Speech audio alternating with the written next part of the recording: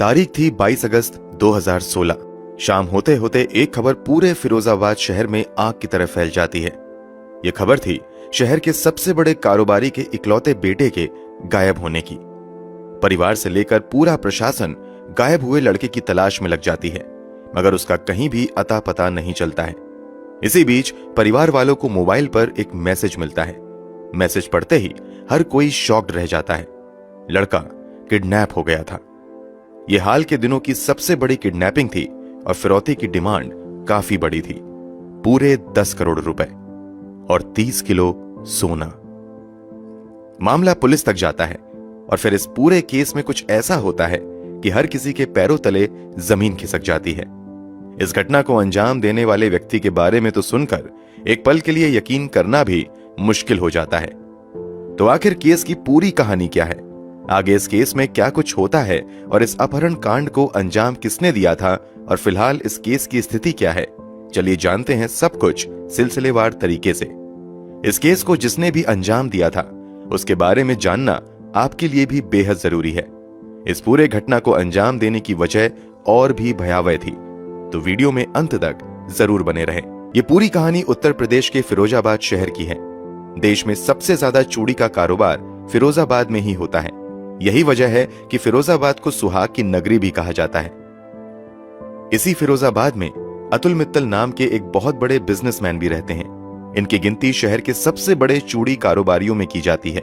इन्होंने real estate में भी अच्छा खासा पैसा इन्वेस्ट किया हुआ है। अतुल मित्तल का एक बेटा भी था जिसका नाम आदित्य मित्तल था। शुरुआती पढ़ाई लिखाई स्थानीय स्तर पर ही करने के बाद आदित्य बेंगलोर जाकर क्राइस्ट यूनिवर्सिटी से MBA तक की पढ़ाई पूरी करते हैं और फिर 2014 में वापस फिरोजाबाद आ जाते हैं। यहां आकर वो अपने पिता द्वारा स्थापित किए गए ओम ग्लासेस नाम की कंपनी में ही जिम्मेदारी संभालना शुरू कर देते हैं। पूरे परिवार की जिंदगी बहुत अच्छी चल रही थी, किसी चीज की कमी नहीं थी, मगर पूरे परिवार को किसी की नजर लगती है और फिर सब कुछ बदल जाता है। तारीख थी 22 अगस्त 2016।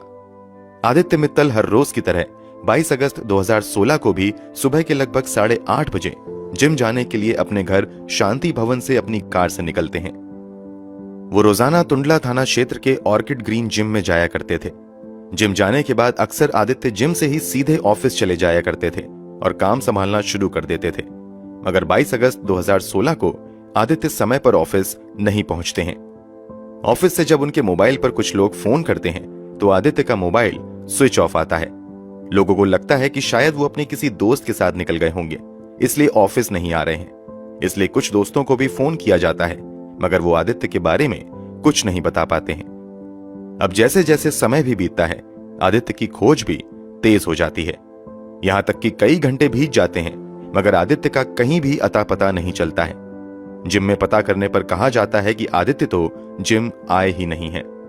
अब आदित्य के परिवार वाले प्रशासन के पास जाकर आदित्य को खोजने की गुहार लगाने की तैयारी कर ही रहे होते हैं कि अचानक से आदित्य के चाचा के मोबाइल पर एक मैसेज आता है।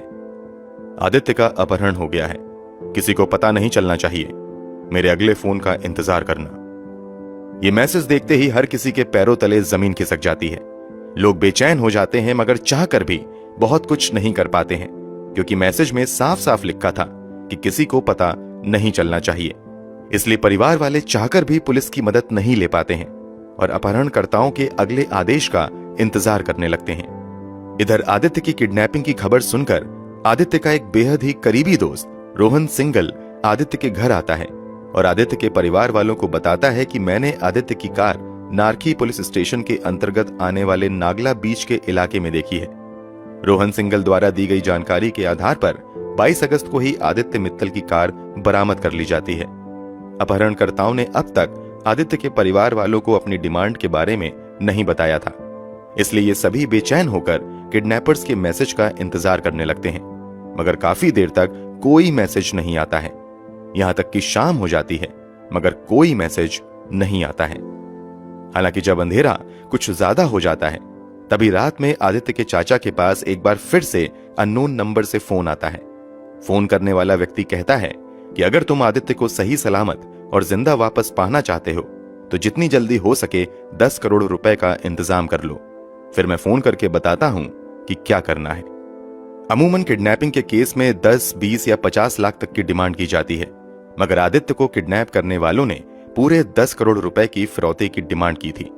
फिरौती की रकम इतनी ज्यादा बड़ी थी कि आदित्य के परिवार वाले चाहकर भी इतनी बड़ी रकम का जल्द से जल्द इंतजाम नहीं कर पा रहे थे। उधर किडनैपर्स लगातार हिदायत दे रहे थे कि अगर तुम पुलिस के पास गए तो अच्छा नहीं होगा, इसलिए परिवार वाले पुलिस तक भी नहीं जा पाते हैं। थक हार कर परिवार वालों की ओर से अब फिरौती की रकम कम करवाने की कोशिश की जाने लगती है। ये लोग किडनैपर से पैसे कम करने की काफी गुहार लगाते हैं, मगर वो 10 करोड़ से 1 रुपया भी कम करने के लिए तैयार नहीं होता है। कुल मिलाकर परिवार वालों के लिए 10 करोड़ रुपए का इंतजाम करना फिलहाल तो नामुमकिन सा था। दूसरी तरफ किडनैपर्स 10 करोड़ रुपए से कम में मानने के लिए तैयार नहीं था, इसलिए अब आदित्य के परिवार वाले फाइनली पुलिस के पास जाने का फैसला करते हैं। आदित्य के परिवार वाले तुरंत टुंडला थाने में जाकर आदित्य की किडनैपिंग की रिपोर्ट दर्ज करवाते हैं। चूंकि ये मामला बेहद ही हाई प्रोफाइल था, इसलिए पुलिस की कई टीम तुरंत एक्टिव होती है और आदित्य की खोजबीन शुरू कर दी जाती है। रोहन समेत आदित्य के जितने भी करीबी दोस्त थे, सभी से पूछताछ का सिलसिला शुरू होता है, मगर किसी भी दोस्त के पास आदित्य के बारे में कोई जानकारी नहीं होती है। 22 अगस्त का पूरा दिन और रात इसी उथल पुथल में बीत जाता है, मगर आदित्य का कहीं भी अता पता नहीं चलता है। इसी बीच अब 23 अगस्त 2016 को एक बार फिर से किडनैपर्स आदित्य के चाचा से कांटेक्ट करते हैं और इस बार अपनी डिमांड बदल देते हैं। पहले किडनैपर्स ने 10 करोड़ रुपए की मांग की थी, मगर इस बार वो कहता है कि अब मुझे 30 किलोग्राम सोना चाहिए, 30 kg गोल्ड। तुरंत पुलिस को किडनैपर्स की इस नई डिमांड के बारे में जानकारी दी जाती है। पुलिस वाले भी इस डिमांड के बारे में सुनकर चौंक जाते हैं, क्योंकि फिरौती के रूप में गोल्ड की डिमांड इस बात की ओर इशारा कर रही थी कि शायद इस अपहरण को किसी बाहरी गैंग ने अंजाम दिया है, इसलिए वो फिरौती के रूप में गोल्ड की मांग कर रहे हैं। अब पुलिस वाले अपनी जांच का तरीका बदलते हुए कई दूसरे एंगल से जांच शुरू करते हैं, मगर पुलिस वालों को कहीं से भी कामयाबी हाथ नहीं लगती है। इधर पुलिस वाले भी अपनी पूरी कोशिश कर रहे थे, उधर परिवार वाले भी अपने स्तर से बेटे की तलाश जारी रखते हैं। जब परिवार वाले अपहरण से पहले के घटनाक्रमों को याद करते हैं, तो आदित्य की मां को याद आता है कि अपहरण की घटना से ठीक एक रात पहले, यानी 21 अगस्त की रात, आदित्य का दोस्त रोहन उनके घर पर आया था। दोनों ने काफी देर बातचीत की थी। इसी बातचीत के दौरान रोहन आदित्य की मां के सामने ही सुबह रोहन के साथ जिम जाने की भी बात करता है। इस बात के याद आते ही तुरंत अब एक बार फिर से आदित्य के परिवार वाले रोहन से फोन पर बात करते हैं और उससे आदित्य के साथ जिम जाने वाली बात के बारे में पूछते हैं। इस सवाल पर रोहन कोई सटीक जवाब नहीं दे पाता है और तुरंत फोन काट देता है। रोहन की इस हरकत से आदित्य के परिवार वालों का माथा ठनकता है और उन्हें कुछ अनहोनी की आशंका सताने लगती है। अब वो दोबारा फोन करते हैं, मगर इस बार भी रोहन ठीक से बात नहीं करता है। इसके बाद रोहन के भाई को भी आदित्य के परिवार वाले फोन करते हैं, मगर वो भी ठीक ढंग से बात करने की बजाय तुरंत फोन काट देता है। अब शक की सुई घूमकर सीधे रोहन और उसके भाइयों पर आ जाती है, इसलिए आदित्य के परिवार वाले अपहरण की घटना के 2 दिन बाद आदित्य के दोस्त रोहन तथा उसके भाई पवन सिंघल तथा उसके एक और दोस्त अर्जुन पर ही आदित्य के अपहरण का शक जताते हुए टुंडला थाने में ही अपहरण की हत्या की रिपोर्ट दर्ज करवा देते हैं। पुलिस इस एंगल से भी अब जांच पड़ताल शुरू कर देती है कि इसी बीच अपहरण के 3 दिन बाद, यानी 25 अगस्त 2016 की शाम, पास के ही शिकोहाबाद थाना क्षेत्र के भूरा स्थित बूढ़ा नहर में स्थानीय पुलिस को झाड़ियों के बीच एक व्यक्ति की लाश देखे जाने की खबर मिलती है। तत्काल ही उस लाश को निकाला जाता है तो पता चलता है कि ये एक नौजवान की लाश है। शव के हाथ पैर रस्सी से बंधे हुए थे। चूंकि आदित्य के अपहरण की घटना की जानकारी आसपास के सभी जिलों में दी जा चुकी थी और आदित्य की तस्वीरें भी मीडिया में सर्कुलेट हो चुकी थीं, उस आधार पर पुलिस वाले अंदाजा लगाते हैं कि ये किसी और का नहीं बल्कि आदित्य मित्तल का ही शव है। इसलिए शव की शिनाख्त करवाने के लिए आदित्य के परिवार वालों को भी फोन किया जाता है। थोड़ी देर बाद आदित्य के परिवार वाले अस्पताल जाकर उस शव की पहचान आदित्य के रूप में ही करते हैं। मतलब मित्तल परिवार का इकलौता चिराग हमेशा हमेशा के लिए बुझ चुका था। परिवार पर दुखों का पहाड़ टूट पड़ता है। अब तक इस पूरे मामले की जानकारी मीडिया में भी हो चुकी थी और क्योंकि यह शहर के बड़े कारोबारी के बेटे से जुड़ा मामला था, इसलिए शहर भर में यह खबर आग की तरह फैल चुकी थी और लोगों ने प्रशासन पर भी जल्द से जल्द आरोपियों को गिरफ्तार करने का दबाव बनाना शुरू कर दिया था। इसलिए पुलिस और भी तेजी से काम करना शुरू कर देती है और आदित्य के शव मिलने के बाद सीधे उन दोनों को ही उठाती है जिन पर परिवार वालों ने शक जताया था। पहले तो रोहन किसी भी तरह से इस घटना में शामिल होने से इनकार करता है, मगर जब पुलिस वाले अपने तरीके से पूछताछ शुरू करते हैं तो रोहन दिल दहला देने वाली सच्चाई से पर्दा उठाता है। ये सच्चाई दोस्ती के रिश्ते को तार तार करने वाली थी। रोहन सिंघल द्वारा किए गए खुलासे के मुताबिक रोहन भी इस शहर के एक बड़े बिजनेसमैन का बेटा था। रोहन के पिता भी शहर के जाने माने गत्ते के व्यापारी थे। बिजनेस को और बड़ा करने के लिए रोहन आदित्य की तरह ही रियल एस्टेट के बिजनेस में भी उतरने का फैसला करता है और वो एक के बाद एक कई प्रोजेक्ट्स में काफी पैसे लगा देता है। फिरोजाबाद में ही जलसेर रोड पर वो कर्मयोगी नाम का एक रेजिडेंशियल कॉलोनी भी बनाता है। रोहन को इस रियल एस्टेट वाले बिजनेस में तगड़ा नुकसान होता है। जिनसे भी कर्ज लेकर रोहन ने प्रोजेक्ट में पैसा लगाया था, वो अब रोहन पर पैसे वापस करने का दबाव बनाने लगते हैं।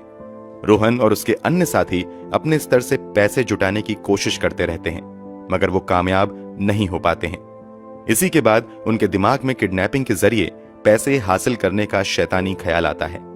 इसी के बाद रोहन अपने पुराने दोस्त आदित्य मित्तल को ही किडनैप करके पैसे ऐंठने का आइडिया अपने दोस्तों को देता है। दरअसल रोहन सिंघल और आदित्य मित्तल की दोस्ती लगभग 1 साल पहले हुई थी। इस दौरान दोनों एक दूसरे के काफी क्लोज हो गए थे। एक दूसरे के घर आना जाना भी इनका होता था। इस कारण रोहन को आदित्य के परिवार वालों की हैसियत का भी अंदाजा अच्छे से हो गया था। क्योंकि आदित्य मित्तल अतुल मित्तल का इकलौता बेटा था, इसलिए रोहन अपने दोस्तों को यकीन दिलवा देता है कि अगर हमने आदित्य को किडनैप कर लिया तो उसके परिवार वाले अपने इकलौते बेटे को बचाने के लिए हमें मुंह मांगी कीमत देंगे। फिर उन पैसों से हम बड़ी आसानी से अपना कर्ज चुका सकते हैं। इसी के बाद आदित्य के हर मूवमेंट पर बारीकी से नजर रखने के लिए रोहन आदित्य के और करीब आ जाता है और उसके घर आना जाना और उठना बैठना भी शुरू कर देता है। इसी साजिश के तहत वो अपने प्लान को अंजाम तक पहुंचाने से पहले 21 अगस्त 2016 की रात भी आदित्य के घर जाता है। रोहन सिंघल के खुलासे के मुताबिक जब आदित्य जिम के लिए निकलता है तो रास्ते में उसे रोहन मिलता है।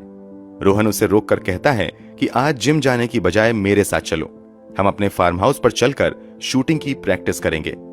जैसा कि हमने थोड़ी देर पहले बताया, रोहन सिंघल भी शहर के एक बड़े कारोबारी का बेटा था, इसलिए उसके पास लाइसेंसी हथियार होने के साथ साथ एक बड़ा सा फार्म हाउस भी था। इसलिए आदित्य शूटिंग प्रैक्टिस की बात सुनकर रोहन के साथ उसके जलेसर रोड स्थित फार्म हाउस पर जाने के लिए तैयार हो जाता है। अब आदित्य रोहन के फार्म हाउस की तरफ बढ़ ही रहा होता है कि थोड़ी दूर आने के बाद रोहन आदित्य से रास्ता बदलते हुए दूसरी तरफ चलने के लिए कहता है। पूछे जाने पर रोहन कहता है कि इधर मेरा एक प्रोजेक्ट चल रहा है, वहीं थोड़ा सा काम है, वहां से आकर फिर हम लोग फार्म हाउस पर चलेंगे। रोहन के इतना कहने पर आदित्य अपनी कार दूसरी तरफ मोड़ देता है। जैसे ही ये उस कंस्ट्रक्शन साइट पर पहुंचता है, पहले से तैयार रोहन के भाई और दूसरे दोस्त तुरंत आदित्य को अपने कब्जे में लेकर हाथ पैर बांध देते हैं और मुंह पर कपड़ा लपेट देते हैं। इसके तुरंत बाद पहले से तैयार बेहोशी का इंजेक्शन आदित्य को दे दिया जाता है। इस कारण थोड़ी ही देर बाद आदित्य बिल्कुल खामोश हो जाता है। इसी के बाद रोहन एक फर्जी आईडी से कुछ दिन पहले लिए गए सिम का इस्तेमाल करते हुए आदित्य के चाचा को फोन करते हुए आदित्य की किडनैपिंग की जानकारी देता है। आदित्य के चाचा रोहन की आवाज फोन पर इसलिए नहीं पहचान पाते हैं क्योंकि फोन करने के लिए आदित्य ने वॉइस चेंजर ऐप का इस्तेमाल किया था। रोहन के खुलासे के मुताबिक किसी का भी शक रोहन पर ना हो, इसलिए आदित्य को किडनैप और बेहोश करने के बाद रोहन प्लान के मुताबिक ही आदित्य के घर जाता है और किडनैपिंग की खबर सुनकर अफसोस करने का नाटक करता है। साथ ही आदित्य की कार के बारे में जानकारी देता है। इसके अलावा रोहन लगातार आदित्य के घर आना जाना जारी रखता है ताकि वो परिवार वालों के मूवमेंट को समझ सके और उसी हिसाब से फैसले कर सके। रोहन पुलिस पूछताछ में आगे खुलासा करता है कि यहां तक तो उसका प्लान बहुत अच्छा चल रहा था, मगर जब आदित्य के परिवार वाले पुलिस को इस बात की जानकारी दे देते हैं तो मीडिया में भी खबर चलने लगती है। स्थानीय मीडिया में जो आदित्य की तस्वीरें चल रही थीं, वो रोहन के साथ वाली थीं। पुलिस की बड़ी सक्रियता से रोहन को डर सताने लगता है कि अब वो पकड़ा जाएगा और उसका राज खुल जाएगा। इसलिए वो आदित्य को और देर तक बेहोश करने के लिए एक के बाद एक बेहोशी के कई इंजेक्शंस लगा देता है। लगातार इंजेक्शन लगाने का नतीजा होता है कि दवा के ओवरडोज से आदित्य मित्तल की मौत हो जाती है। मौत को दूसरा एंगल देने के लिए ये लोग आदित्य का गला भी दबा देते हैं ताकि जांच का रुख बदला जा सके। आदित्य की मौत के बाद ये सभी लाश को ले जाकर पास के एक नहर में फेंक देते हैं, मगर थोड़ी ही देर बाद लाश बाहर आकर बबूल के झाड़ में उलझ जाती है और जल्द ही पुलिस वालों की नजर में भी आ जाती है। रोहन और उसके दोस्त आदित्य की हत्या करने के बावजूद एक बार फिर से आदित्य के परिवार वालों को फोन करते हुए फिरौती की रकम की डिमांड करते हैं। बाद में वो इस केस को दूसरा एंगल देने के लिए गोल्ड की डिमांड करते हैं।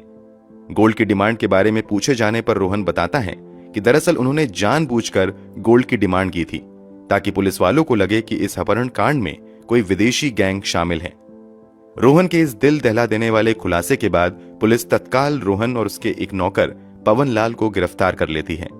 इन दोनों की निशानदेही पर पुलिस वहां भी छापेमारी करती है जहां रोहन को बंदी बनाकर रखा गया था। उस जगह से आदित्य को बांधने में इस्तेमाल किए गए जंजीर और रस्सी को भी पुलिस अपने कब्जे में ले लेती है। इसके अलावा आदित्य को बेहोश करने के लिए इस्तेमाल किए गए इंजेक्शन और दूसरे आइटम को भी पुलिस अपने कब्जे में ले लेती है। पुलिस ने रोहन और पवन को तो गिरफ्तार कर लिया था, मगर पुलिस पूछताछ में रोहन खुलासा करता है कि उसकी इस पूरी साजिश में उसके भाई पवन सिंघल ने भी साथ दिया था। इसलिए पुलिस पवन सिंघल को भी गिरफ्तार कर लेती है। आगे की जांच में खुलासा होता है कि बेटों की इस साजिश के बारे में रोहन और पवन सिंघल की मां अनीता सिंघल को भी जानकारी थी, मगर उन्होंने अपने बेटे को ऐसा करने से नहीं रोका। इसलिए पुलिस वाले अनीता सिंघल को भी गिरफ्तार करके जेल भेज देती है। कुल मिलाकर कई दिनों की जांच के बाद इस मामले में पुलिस द्वारा 7 आरोपियों को गिरफ्तार किया जाता है।